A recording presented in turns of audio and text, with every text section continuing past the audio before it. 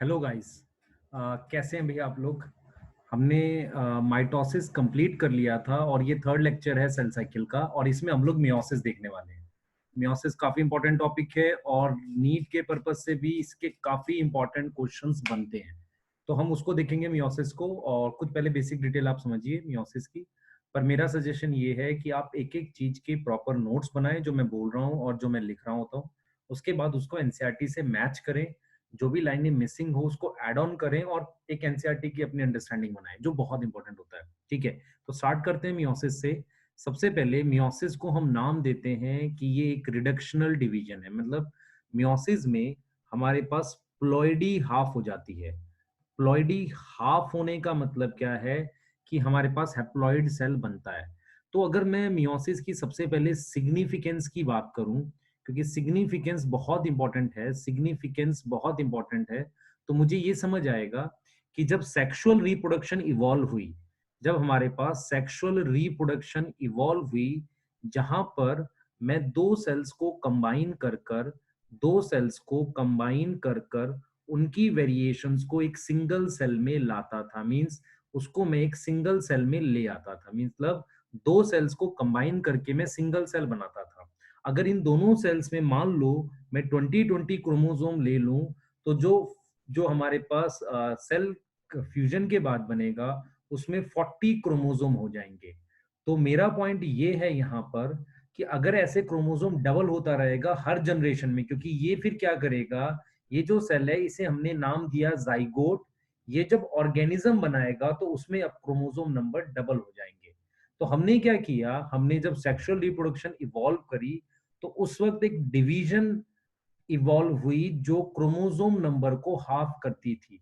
जो chromosome number को क्या करती थी, हाफ करती थी। तो क्रोमोसोम नंबर को हाफ करने वाली डिवीजन जो है उसका नाम मियोसिस है। उसका नाम क्या है, मियोसिस। और अगर आपको ये बात समझ आए मेरी, कि मैंने कहा कि वो इवॉल्व हुआ, तो आपको ये बात भी समझ आएगी कि मियोसिस जो है, मियोसिस इवॉल्व फ्रॉम माइटोसिस। मतलब बेसिक स्ट्रक्चर या बेसिक मैकेनिज्म सेम रहेंगे, but it evolve from mitosis. ये हमारे पास किससे इवॉल्व हुई होगी, माइटोसिस से इवॉल्व हुई होगी। ये इंपॉर्टेंट पॉइंट हो गया। अब हमने क्या किया, जैसे हमने बोला था चेंजेस को हम नाम देते हैं, चेंजेस को हम नाम देते हैं, ऐसे ही मैं मियोसिस को डिफरेंट फेजेस में डिवाइड करता हूं। पर आपको एक चीज समझ आनी चाहिए कि मियोसिस में अगर मैं सेल साइकिल दिखाऊं आपको, एक सेल साइकिल के थ्रू मियोसिस को दिखाऊं, तो मैं ये कहूंगा कि मियोसिस में जो क्रोमोसोम है वो एक बार डबल हुआ है, लेकिन जो डिवीजन है हमारे पास वो दो बार हो रही है। मतलब मेरे पास अगर ये G1 फेज है, ये S फेज है, ये G2 फेज है, यहाँ पर 2n है सेल और अमाउंट मेरे पास 2c है। तो यहाँ पर आने के बाद सेल मेरे पास 2n ही है, पर डीएनए डबल होने से 4c हो जाएगा। तो मियोसिस में सेल साइकिल में जब जब में बात करें, तो मियोसिस हमेशा किसमें होगी, एक डिप्लॉयड सेल में, एक डिप्लॉयड सेल में जिसके जिसके G2 फेज में, जिसके G2 फेज में हम कह रहे हैं, जिसके G2 फेज में अमाउंट ऑफ डीएनए 4c होगा।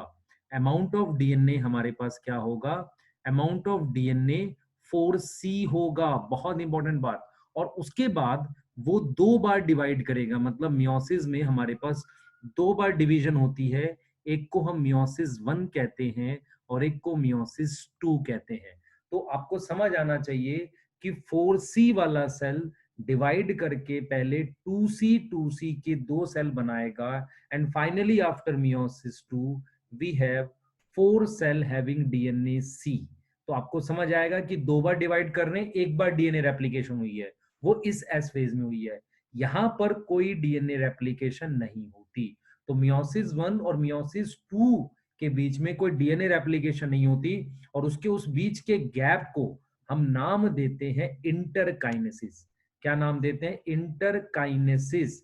और इसे इंटरफेज नहीं बोलते, इंटरकाइनेसिस। क्लियर। तो अगर तो आपको कंपेयर करना हो इंटरकाइनेसिस को इंटरफेज से, तो आप ये कहोगे इंटरकाइनेसिस में हमारे पास एस फेज नहीं होता, और इंटरफेज में हमारे पास एस फेज होता है, एस फेज प्रेजेंट है। अगर ये बातें समझ आ गई हैं तो अब हम आगे चलेंगे। मियोसिस को हमने कहा दो पार्ट में हम डिवाइड करते हैं। वन इज मियोसिस वन, जिसमें वो सारी फेजेस होंगी जो माइटोसिस में होती हैं और कुछ वेरिएशन होगी। अनदर इज मियोसिस वन में भी मेरे पास वही फेजेस होंगी जैसे कि मैं नॉर्मल माइटोसिस में होती हैं, प्रोफेज। पर ये प्रोफेज मियोसिस वन का है तो हम लिखेंगे प्रोफेज वन। ऐसे ही मेटाफेज वन, जो कि हमारे पास सिमिलरली वैसे ही है। एनाफेज वन कुछ वेरिएशंस मिलेंगी, और टीलोफेज हमारे पास वन। तो टीलोफेज वन लास्ट फेज है हमारे पास मियोसिस वन का। क्लियर? ठीक है। And another is meiosis two, जिसमें हमारे पास prophase two, metaphase two, anaphase two और टीलोफेज टू। बहुत ज्यादा इंपॉर्टेंट। अच्छा, आपको एक चीज समझ आएगी, जब हम माइटोसिस पढ़ रहे थे, डीएनए को यहाँ कंडेंस करते हैं और फिर यहाँ पर क्रोमोसोम को वापसी डी कंडेंस करते हैं। मतलब डीएनए को कंडेंस करके क्रोमोसोम बनाते हैं यहाँ पर, और यहाँ पर डीएनए को फिर से क्या करते हैं, डी कंडेंस करते हैं। और अगर आप देखें प्रोफेज टू जो टीलोफेज वन के बाद आएगा, इसमें भी डीएनए को क्या करते हैं, कंडेंस करते हैं। तो एनसीईआरटी लिखती है इस बात को कि इसी वजह से, क्योंकि मुझे यहाँ पर इसको फिर कंडेंस करना है और मैं यहाँ पर इसको डी कंडेंस कर रहा हूँ, खोल रहा हूँ, तो एनसीईआरटी लिखती है कि जो इंटरकाइनेसिस है, जो हमारे पास इंटरकाइनेसिस है, जो मियोसिस वन और मियोसिस टू के बीच में होगी, इंटरकाइनेसिस में डीएनए पूरी तरीके से खुलता नहीं है। इंटरकाइनेसिस में DNA not come in completely extended state, not come in completely extended state, completely extended state में नहीं आएगा। क्लियर? तो completely extended state में नहीं आएगा कौन, इंटरकाइनेसिस में completely extended state में नहीं आएगा। ये चीज समझे? तो ये हमारे पास क्या हो गया, ये हमारे पास हो गया बेसिक डिटेल। स्टार्ट करते हैं हम लोग मियोसिस वन से। देखिए, मियोसिस वन का जो पहला फेज है, जिसे मैं प्रोफेज वन कह रहा हूं, जिसे मैं प्रोफेज वन कह रहा हूं, एनसीईआरटी का बोलना है भाई कि प्रोफेज वन जो है वो माइटोसिस के प्रोफेज से ज्यादा कॉम्प्लेक्स है और टाइम टेकिंग है। Means it is more complex. जब हम बात करते हैं मोर कॉम्प्लेक्स की, इसका मतलब और ज्यादा सिग्निफिकेंट, और ज्यादा सिग्निफिकेंट चेंजेस है। ज्यादा कॉम्प्लेक्स का मतलब और ज्यादा सिग्निफिकेंट चेंजेस हैं। इसके अलावा मोर टाइम टेकिंग होगा, नॉर्मल माइटोसिस से ज्यादा टाइम टेकिंग होगा। अब हमने क्या देखा, हमने ये देखा है कि प्रोफेज वन में क्रोमोसोम का बिहेवियर, क्रोमोसोमल बिहेवियर जो है वो थोड़ा सा अलग है, वैसा नहीं है जैसा माइटोसिस में है। तो एनसीईआरटी कहती है कि chromosome behavior is not same, it is not same to mitosis. So on the basis of chromosomal behavior, on the basis of किसके बेसिस पर, क्रोमोसोमल बिहेवियर के बेसिस पर हमारे पास इसकी भी सब फेजेस हैं। क्रोमोसोमल बिहेवियर के बेस पर हम सब फेजेस बना रहे हैं। मैं फिर रिपीट करूंगा, फेजेस जैसा कुछ नहीं होता। हम पढ़ने के लिए चेंजेस को फेजेस में डिवाइड करते हैं। तो सबसे पहली फेज है लैप्टोटीन, सेकंड फेज है जाइगोटीन। क्लियर? और ये दोनों फेज कंपैरेटिवली शॉर्ट होती हैं। Third phase is pachytene. Clear? Pachytene. Fourth phase is diplotene, and last phase is diakinesis. अब आपको एक चीज समझ आनी चाहिए, लास्ट फेज इज डायाकाइनेसिस। अब आपको एक बात समझ आनी चाहिए कि ये जो फेजेस मैंने लिख दिए, ये फेजेस चेंजेस बेस्ड है, मतलब चेंज हो रहा है उसको मैंने फेज का नाम दे दिया। लेकिन अगर मैं कोई भी प्रोफेज कंप्लीट करता हूं तो प्रोफेज के एंड में न्यूक्लियर मेम्ब्रेन टूट जानी चाहिए, न्यूक्लियर मेम्ब्रेन टूट जानी चाहिए। और इसके अलावा हमारे पास ईआर, गोल्जी बॉडी, न्यूक्लियस, ये भी डिसअपियर होने चाहिए। ये भी क्या होने चाहिए, डिसअपीयर होने चाहिए। ये बात ध्यान रखें। अब स्टार्ट करते हैं हम लोग लैप्टोटीन को बताना कि ये पहली फेज है हमारे पास किसकी, मियोसिस 1 के, प्रोफेज 1 की। अब देखिए जरा, मैं लैप्टोटीन को बता रहा हूं, ध्यान से सुनिएगा। लैप्टोटीन में मेरे पास जैसे ये सेल है, सेल के अंदर जो न्यूक्लियस है हमारे पास, जो न्यूक्लियस है हमारे पास, इस न्यूक्लियस के अंदर जो डीएनए हमारे पास क्रोमेटिन की फॉर्म में है, देखिए क्रोमेटिन की फॉर्म में ये जो डीएनए मैं बना रहा हूं, इस डीएनए जो क्रोमेटिन की फॉर्म में है, ये कंडेंस करना स्टार्ट कर देता है। इट स्टार्ट टू कंडेंस, ये कंडेंस करना स्टार्ट कर देता है, और ये कंडेंसेशन थ्रू आउट लेप्टोटीन चलती रहती है। Now this condensation occur occur throughout leptotin, this condensation occur throughout leptotene. तो लेप्टोटीन में अगर आपसे फीचर पूछा जाए लेप्टोटीन में क्या होगा, तो आप कहेंगे कंडेंसेशन होगी, और कंडेंसेशन थ्रू आउट लेप्टोटीन जारी रहेगी, चलती रहेगी।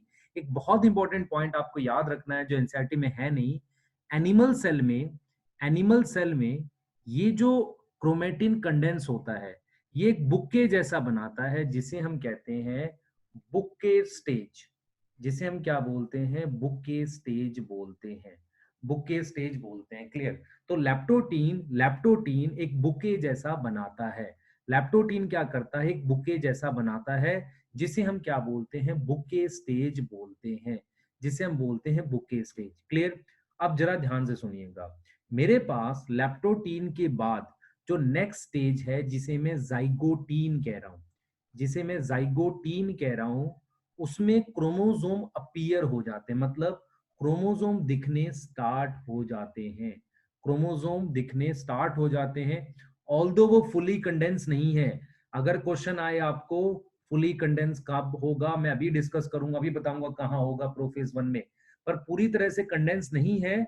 पर वो क्या होते हैं, क्रोमोसोम जाइगोटीन में ऐसे अपीयर होने स्टार्ट हो जाते हैं, और अपीयर होके वो साथ आने लग जाते हैं, पेयर बनाने लग जाते हैं, ऐसे इस तरीके से वो पेयर बनाने लग जाते हैं, साथ आने लग जाते हैं।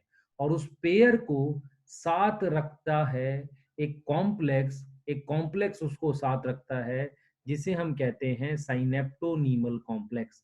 तो साइनेप्टोनीमल कॉम्प्लेक्स उन्हें साथ रखता है। तो हमें ये समझ आना चाहिए कि जाइगोटीन में क्या होगा, chromosome pair, chromosome chromosome appear हो जाएंगे। अगर आपको जाइगोटीन देखना है तो क्रोमोसोम दिखेंगे। दूसरा, क्रोमोसोम क्या करेंगे, पेयर फॉर्म करेंगे, तो क्रोमोसोम क्या बनाएंगे, पेयर बनाएंगे। तीसरा, आपके पास ये जो क्रोमोसोम है, ये जो क्रोमोसोम है इन्होंने पेयर बना लिया, देखिए पेयर बना लिया, और बीच में ये केमिकल है प्रोटीन का बना हुआ जो इनको साथ ला रहा है, उसे हम कह रहे हैं साइनेप्टोनीमल कॉम्प्लेक्स, जो इनको जोड़े रखता है, जो इनको साथ में मिला के रखता है। और मेरे पास ये पेयर आ गया है, ये देखिए पूरा पेयर क्रोमोसोम का साथ आ गया है। तो ये जो पेयर है, इस पेयर में टोटल अगर आप ध्यान से देखें, ये जो पेयर है हमारे पास, इस पेयर में अगर मैं यहाँ डायग्राम बनाऊं इसका, तो मुझे ये दिखेगा, अगर मैं डायग्राम फिर से इसका ड्रॉ कर रहा हूं, ये सेल है मेरे पास, इस सेल में मेरे पास ये न्यूक्लियस है, इस न्यूक्लियस के अंदर मेरे पास क्या आ गए, क्रोमोसोम के पेयर दिखने स्टार्ट हो गए, ऐसे पेयर दिखने स्टार्ट हो गए, होमोलोगस पेयर स्टार्ट हो गए दिखने, एक जैसे पेयर शेप वाले क्रोमोसोम साथ आने स्टार्ट हो गए। उनको साथ कौन रख रहा है भाई, साइनेप्टोनीमल कॉम्प्लेक्स, जो प्रोटीन का बना हुआ है, जो किसका बना हुआ है, प्रोटीन का, जो इन्हें साथ रख रहा है। ये जो साइनेप्टोनीमल कॉम्प्लेक्स है इनको चिपका के रखता है, साथ रखता है। तो हम यहाँ पर कहेंगे, हम यहाँ पर कहेंगे कि जो पेयर है, देखिए मैं इसको जूम कर रहा हूँ, यहाँ पे ये जूम कर रहा हूँ स्ट्रक्चर को, तो मेरे पास ये जो पेयर है, ये जो मेरे पास पेयर है, ये क्रोमोसोम का जो पेयर है, वो क्रोमोसोम का पेयर ऐसे हमारे पास साथ आ गया, ठीक ये इस तरीके से साथ आया। और यहाँ पर टोटल मुझे कितने क्रोमोसोम दिख रहे हैं, दो। तो ये दो क्रोमोसोम है, ये मेरे पास दो क्रोमोसोम है, मैं नंबर काउंट कर रहा हूँ 1 और 2। इसे हम कह रहे हैं बाईवेलेंट, इसे हम क्या कह रहे हैं, बाईवेलेंट। नाउ बाईवेलेंट का मतलब एक पेयर, एक पेयर क्रोमोसोम का, उसे बाईवेलेंट कह रहे हैं। अगर आप इसमें क्रोमेटिड काउंट करें, क्योंकि मैंने पढ़ाया ही आपको ऑलरेडी एक क्रोमोसोम में 2 क्रोमेटिड होते हैं, तो मेरे पास 4 क्रोमेटिड है। तो क्रोमेटिड कितने दिख रहे हैं? 4। क्रोमेटिड 4 दिख रहे हैं, क्रोमेटिड 4 दिख रहे हैं, इसलिए इसको कहेंगे टेट्राड। तो आपको जाइगोटीन में क्या विजिबल होगा? जाइगोटीन में क्या विजिबल होगा? जाइगोटीन में विजिबल होगा हमारे पास क्या? जाइगोटीन में विजिबल होगा हमारे पास टेट्राड। क्या विजिबल होगा हमारे पास? टेट्राड। इसके अलावा जाइगोटीन में हमारे पास क्या विजिबल होगा? टेट्राड। इसके अलावा हमें क्या दिखेगा? ध्यान से सुने, जाइगोटीन में टेट्राड दिखेगा या बाइवेलेंट दिखेगा? और अगर मान लो ह्यूमन सेल में तुम्हारे पास 46 क्रोमोसोम है, जिसे आप क्या कहते हो? 23 पेयर है, तो टोटल तुम्हें 23 बाइवेलेंट या टेट्राड दिखेंगे। 23 बाइवेलेंट या 23 टेट्राड विजिबल होंगे। अब एक बहुत इंपॉर्टेंट लाइन एनसीईआरटी ने बोली है कि मैं 2 स्टेजेस, लैप्टोटीन और जाइगोटीन, ध्यान से सुनेंगे, लैप्टोटीन एंड जाइगोटीन को मैं नॉर्मल माइक्रोस्कोप में देख सकता हूं। मतलब मैं कंपाउंड माइक्रोस्कोप में देख सकता हूं, क्योंकि लैप्टोटीन में तो आपको क्या देखना है? सिर्फ कंडेंसेशन देखनी है, मतलब कंडेंस हो रहा है, और जाइगोटीन में क्रोमोसोम देखने जो दिख जाएगा। लेकिन अगर आपको बाइवेलेंट, ध्यान से सुने, बाइवेलेंट और टेट्राड को क्लियरली देखना है, क्लियरली विजिबल जो होंगे, वो क्लियरली विजिबल अगली स्टेज में होंगे, जिसे हम कहेंगे पैकेटिंग। उसमें ज्यादा अच्छे से विजिबल होंगे, और उसके लिए आपको किसकी जरूरत पड़ेगी? इलेक्ट्रॉन माइक्रोस्कोप की। और उस इलेक्ट्रॉन माइक्रोस्कोप में उन क्रोमोसोम के बीच का साइनेप्टोनीमल कॉम्प्लेक्स भी दिखेगा। साइनेप्टोनीमल कॉम्प्लेक्स भी उनके बीच का हमें दिखेगा। ये बहुत इंपॉर्टेंट बात है कि साइनेप्टोनीमल कॉम्प्लेक्स भी उनके बीच का हमें विजिबल होगा। क्लियर? साइनेप्टोनीमल कॉम्प्लेक्स भी विजिबल होगा। अब अगली स्टेज हमारे पास क्या है? पैकेटीन। अगली स्टेज हमारे पास क्या है? पैकेटीन। अगली स्टेज है हमारे पास पैकेटीन, जो थर्ड स्टेज है किसकी? प्रोफेज 1 की। अब देखिए पैकेटीन में क्या होता है। पैकेटीन में जैसे हमने ये क्रोमोसोम के पेयर बनाए हैं, इन पेयर्स के बीच में, जैसे ये मैंने पेयर बनाया है, इस पेयर के बीच में क्रॉसिंग ओवर होगी। तो पैकेटीन में आपको क्या दिखेगा? देखिए, मैंने ये क्रोमोसोम ड्रॉ किया। इस क्रोमोसोम में ये दोनों जो एक सेंट्रोमियर पे जुड़े हुए हैं, इन दोनों को मैं 1 और 2 जिनको लिख रहा हूं, इन दोनों को हम कहते हैं सिस्टर क्रोमेटिड। क्या बोलते हैं? Sister chromatid. ये जेनेटिकली सेम होते हैं, ये एस फेज में बने हैं और ये जेनेटिकली सेम होते हैं। अब ऐसा ही एक और इसका पेयर है जो होमोलोगस पेयर है, और इनको साथ कौन रखे हुआ है? मैंने बताया था, इनको साथ रखे हुआ है ये साइनेप्टोनीमल कॉम्प्लेक्स। अब देखिए, ये जो मैं 3 और 4 नंबर लिख रहा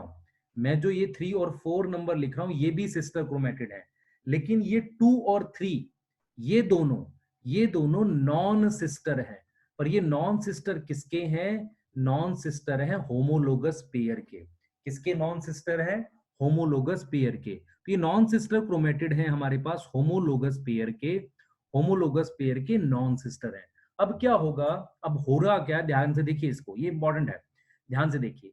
अब क्या होने वाला है? जो नॉन सिस्टर क्रोमेटिड है वो एक दूसरे के आसपास रैप हो जाएंगे। देखिए, एक दूसरे के, जैसे मैंने ये बना दिया, ये जो नॉन सिस्टर क्रोमेटिड है, ये एक दूसरे के आसपास इस तरीके से रैप हो जाएंगे। एक दूसरे के आसपास इस तरीके से क्या हो जाएंगे? रैप हो जाएंगे। ऐसे इस तरीके से एक दूसरे के आसपास वो रैप हो जाएंगे, ऐसे। क्लियर? वो इस तरीके से रैप हो जाएंगे। जब वो ऐसे रैप हो जाएंगे तो मुझे एक पॉइंट दिखेगा। उन पॉइंट्स को हम नाम देंगे, जैसे ये पॉइंट है और ये पॉइंट है, इनके एक दूसरे के आसपास रैप हो गए। मतलब ये आर्म्स जो थी, ये आर्म्स एक दूसरे के अराउंड ऐसे रैप हो गई, और वहीं पर क्रॉसिंग ओवर होगी, वहीं पर एक्सचेंज होगा जेनेटिक मटेरियल का। इन पॉइंट्स को हम नाम देते हैं रिकॉम्बिनेशन नोड्यूल। तो आपको समझ आना चाहिए, नॉन सिस्टर क्रोमेटिड जहां जहां कांटेक्ट में आएंगे वहां पर हमारे पास एक पॉइंट बनेगा जिसे रिकॉम्बिनेशन नोड्यूल बोलेंगे, और वहां पर जेनेटिक मटेरियल का मतलब इसका ये पार्ट इसके साथ चला जाएगा और इसका ये पार्ट इसके साथ, तो जेनेटिक मटेरियल का एक्सचेंज होगा जिसे हम क्रॉसिंग ओवर बोलेंगे। तो आपको क्या दिखेगा, आपको ये दिखेगा कि अगर मैं इनका कलर चेंज कर दूं, मैं कलर चेंज कर दूं, थोड़ा सा आपको क्लियर हो जाएगा, कलर चेंज कर दूं इससे मैं, तो आपको क्लियर होगा यहाँ पर कि मेरे पास जो होमोलोगस क्रोमोसोम थे उनकी आर्म्स आपस में ऐसे रैप हो गई, उनकी आर्म्स ऐसे आपस में क्या हो गई, रैप हो गई, क्लियर। और उनके रैप होने की वजह से एक पर्टिकुलर पॉइंट है जहां पर वो कांटेक्ट में है, उसके बाद ये आर्म इसके पास आ जाएगी और ये आर्म उसके पास, तो ये एक तरीके से एक्सचेंज हो रहा है। इसके लिए काम करेगा एंजाइम रिकॉम्बिनेज, रिकॉम्बिनेज एंजाइम काम करेगा जो ये आर्म एक्सचेंज कराएगा। इसकी वजह से अब देखिए, पैकेटीन से पहले ये दोनों सिस्टर क्रोमेटिड जेनेटिकली आइडेंटिकल थे, पर पैकेटीन के बाद हमारे पास, पैकेटीन के बाद हमारे पास ये क्या होगा, ये जेनेटिकली आइडेंटिकल नहीं रह जाएंगे, ये जेनेटिकली आइडेंटिकल हमारे पास नहीं रह जाएंगे, आर्म्स में कुछ एक्सचेंज हो जाएगा, हमारे पास आर्म्स में क्या होगा, कुछ ना कुछ पार्ट जो होगा वो एक्सचेंज हो जाएगा, कुछ ना कुछ पार्ट्स हमारे पास क्या होगा, एक्सचेंज हो जाएगा। तो एक्सचेंज होने की वजह से अब वो क्या रहेंगे, जेनेटिकली नॉन आइडेंटिकल हो जाएंगे, मींस अब वो एकदम आइडेंटिकल नहीं रहेंगे। ये चीज समझिए, कुछ देखिए मैंने ग्रीन से कर दिया तो इसका कुछ पार्ट एक्सचेंज हुआ है, क्लियर। अच्छा, इनके बीच में इनको जोड़े रखने के लिए अभी भी साइनेप्टोनीमल कॉम्प्लेक्स है जो इनको जोड़े हुआ है, इनको जोड़े हुआ है। तो पैकेटीन में याद रखेंगे रिकॉम्बिनेशन नोड्यूल बनता है, इसके अलावा साइनेप्टोनीमल कॉम्प्लेक्स होते हैं वो रहता है, और रिकॉम्बिनेशन नोड्यूल के पॉइंट्स पर क्या होती है, रिकॉम्बिनेशन। रिकॉम्बिनेशन का मतलब है नॉन सिस्टर क्रोमेटिड के बीच में एक्सचेंज। अच्छा, एक क्वेश्चन और आता है ट्रांसलोकेशन का। ट्रांसलोकेशन का मतलब ये होता है, ध्यान से सुने बेटा, ट्रांसलोकेशन का मीनिंग ये होता है कि जब आप इनके बीच में एक्सचेंज कर रहे हो, मतलब जब आप सिस्टर क्रोमेटिड के बीच में, सॉरी नॉन सिस्टर के बीच में एक्सचेंज कर रहे हो सेम पेयर के, मतलब ये मान लो 5th क्रोमोसोम का पेयर है या 10th क्रोमोसोम का पेयर है, इसी में कर रहे हो। लेकिन अगर किसी 7th पेयर क्रोमोसोम से आपने 22nd पेयर पर ले गए, मतलब आप क्या करा, आपने किसी non homologous pair, non homologous का मतलब ऐसे पेयर जो मतलब होमोलोगस नहीं थे, उनके बीच में अगर आपने एक्सचेंज कर दिया तो उसे हम कहेंगे ट्रांसलोकेशन, उसे हम कहेंगे ट्रांसलोकेशन। और इस ट्रांसलोकेशन का एक और नाम होता है इलेजिटिमेट, इलीगल क्रॉसिंग ओवर। तो what is crossing over, between non sister chromatid of same pair, homologous pair. And what is translocation, अलग पेयर्स में एक्सचेंज हो जाए तो उसे ट्रांसलोकेशन कहेंगे। अब देखिए डिप्लोटीन में क्या होगा, डिप्लोटीन में क्या होगा, ये क्रॉसिंग ओवर हो चुकी है, ध्यान से सुने। मेरे पास सेल के अंदर जो मैं न्यूक्लियस बनाऊंगा, उस न्यूक्लियस में मेरे पास उसमें क्रॉसिंग ओवर हो चुकी है, क्रोमोसोम्स में हमारे पास क्रॉसिंग ओवर ऐसे हो चुकी है। अब क्या होने वाला है, सुन लो ध्यान से, अब क्या होगा, मैं इसको जूम करके दिखा रहा हूं। अब क्या होगा, क्रॉसिंग ओवर होने के बाद हमारे पास क्रॉसिंग ओवर हो चुकी है, लेकिन आर्म्स अभी भी जुड़ी हुई है, आर्म्स अभी भी जुड़ी हुई है, और क्रॉसिंग ओवर हमारे पास क्या हुई है, हो गई है। और इनके बीच में ये साइनेप्टोनीमल कॉम्प्लेक्स है जो इसको रखे हुआ है। तो डिप्लोटीन में क्या होने वाला है, डिप्लोटीन में क्या होगा, इसकी डेजोल्यूशन होगी, किसकी डेजोल्यूशन होगी, dissolution of synaptonemal complex, dissolution of synaptonemal complex, ध्यान से सुने, साइनेप्टोनीमल कॉम्प्लेक्स जो है हमारे पास, इसकी डिसोल्यूशन होगी, ये डिसॉल्व हो जाएगा। अगर ये कॉम्प्लेक्स डिसॉल्व हो गया, अगर ये कॉम्प्लेक्स डिसॉल्व हो गया, अगर ये कॉम्प्लेक्स डिसॉल्व हो गया, उसकी वजह से ये क्रोमोसोम एक दूसरे से दूर होने स्टार्ट हो जाएंगे, मतलब ये एक दूसरे से थोड़ा दूर जाने लगेंगे क्योंकि वो उसको होल्ड कर रहा था। लेकिन वो जिस पॉइंट पर उन्होंने क्या बनाए थे, रिकॉम्बिनेशन नोड्यूल, या जिस पॉइंट पर वो अटैच थे वहां अभी भी अटैच रहेंगे। तो मुझे क्या दिखेगा, मुझे क्रॉस जैसा स्ट्रक्चर दिखेगा इसमें, मुझे क्रॉस जैसा स्ट्रक्चर दिखेगा यहाँ पर, जिसे मैं कहूंगा कैइजमेटा। मतलब मैंने ये बोला कि यहाँ पर ये अभी कांटेक्ट में है और ये एक दूसरे से ऐसे दूर जा रहे हैं, तो जिस पॉइंट पर ये कांटेक्ट में है उसे मैं क्या बोलूंगा, केएसमेटा। केएसमेटा कब विजिबल होता है, डिप्लोटीन पर उससे पहले डिसोल्यूशन ऑफ साइनेप्टोनीमल कॉम्प्लेक्स होती है। ये चीज समझ आ गई हमें, ये बहुत इंपॉर्टेंट बात है। अब मैमल्स में जो ऊ साइट होता है, मैमल्स में फीटल स्टेज में, मतलब गर्ल चाइल्ड के बर्थ से पहले फीटल स्टेज में मियोसिस स्टार्ट हो जाती है, और वो मियोसिस 1 के प्रोफेज 1 के डिप्लोटीन में आके रुक जाती है। प्रोफेज 1 के डिप्लोटीन में अरेस्ट हो जाती है, डिप्लोटीन में अरेस्ट रहती है। और कब तक अरेस्ट रहती है, टिल प्यूबर्टी, या जब तक उसमें मियोसिस 1 कंप्लीट नहीं होती। तो डिप्लोटीन समझ आ गया। तो डिप्लोटीन में क्या होगा, डिसोल्यूशन ऑफ साइनेप्टोनीमल कॉम्प्लेक्स और कैइजमेटा अपीयर होगा, जो क्रॉस लाइक स्ट्रक्चर है जहां पर ये अभी भी कांटेक्ट में है। अब डिप्लोटीन के बाद जो लास्ट स्टेज है इसकी, जिसे हम क्या बोल रहे हैं, डायाकाइनेसिस। डायाकाइनेसिस में आपको क्या दिखने वाला है, क्या स्पेशल दिखने वाला है, आपको ये दिखेगा कि जो मेरे पास ये जो क्रॉस जैसा स्ट्रक्चर दिखा था, ये अब टर्मिनलाइजेशन शो करेगा। ये अब क्या शो करेगा, टर्मिनलाइजेशन, मतलब ये एंड की तरफ आएगा, ये एंड की तरफ आएगा, जिसे हम कहते हैं कि आपको क्या दिखने वाला है, आपको दिखेगा टर्मिनलाइजेशन ऑफ टर्मिनलाइजेशन ऑफ कैइजमेटा।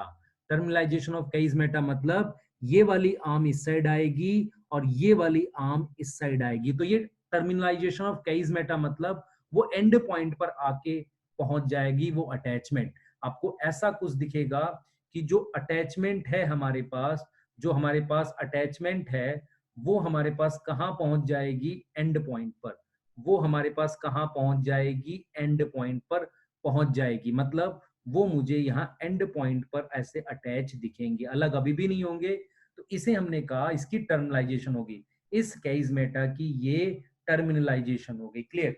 अब एक बहुत इंपॉर्टेंट चीज है, अगर आपको माइटोसिस याद है तो उसमें मैंने ये बताया था कि वहां कंडेंसेशन कंप्लीट हुई थी मेटाफेज में, but in diakinesis condensation complete हो जाती है। किसकी कंडेंसेशन कंप्लीट हो जाती है, कंडेंसेशन गेट कंप्लीट। किसकी कंडेंसेशन कंप्लीट हो गई, मेरे पास क्रोमोसोम की। तो condensation get complete for chromatin, और फुली कंडेंस क्रोमोसोम बन जाएंगे। मेरे पास जो ये क्रोमोसोम होंगे, ये कैसे होंगे, फुली कंडेंस्ड। बहुत इंपॉर्टेंट चीज बता दी आपको। इसके बाद सुने ध्यान से, जो होगा अब क्या होने वाला है, क्योंकि हम प्रोफेज खत्म कर रहे हैं। हम क्या खत्म कर रहे हैं, प्रोफेज खत्म कर रहे हैं। प्रोफेज खत्म करने के साथ साथ वो चेंजेस भी,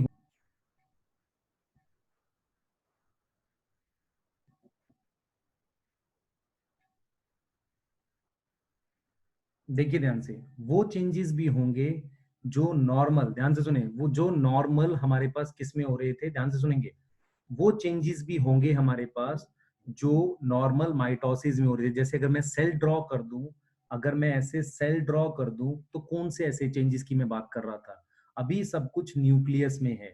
अभी सब कुछ क्या है, न्यूक्लियस में। तो मैं उन चेंजेस की बात कर रहा हूं, जैसे कि ये जो सेंट्रोजोम है, ये जो सेंट्रोजोम है जिसमें दो सेंट्रियोल होते हैं, ये अपोजिट पोल पे मूव करें, फिर इनसे मेरे पास स्पिंडल आने लगे, इनसे मेरे पास क्या आने लगे, स्पिंडल फाइबर आने लगे। तो ये चेंजेस भी मेरे पास डायकाइनेसिस में कंप्लीट होंगे। क्यों, क्योंकि मुझे प्रोफेज के सारे चेंजेस इसमें कंप्लीट करने हैं। तो मेरे पास क्रोमोसोम अभी भी पेयर में है, क्रोमोसोम अभी भी पेयर में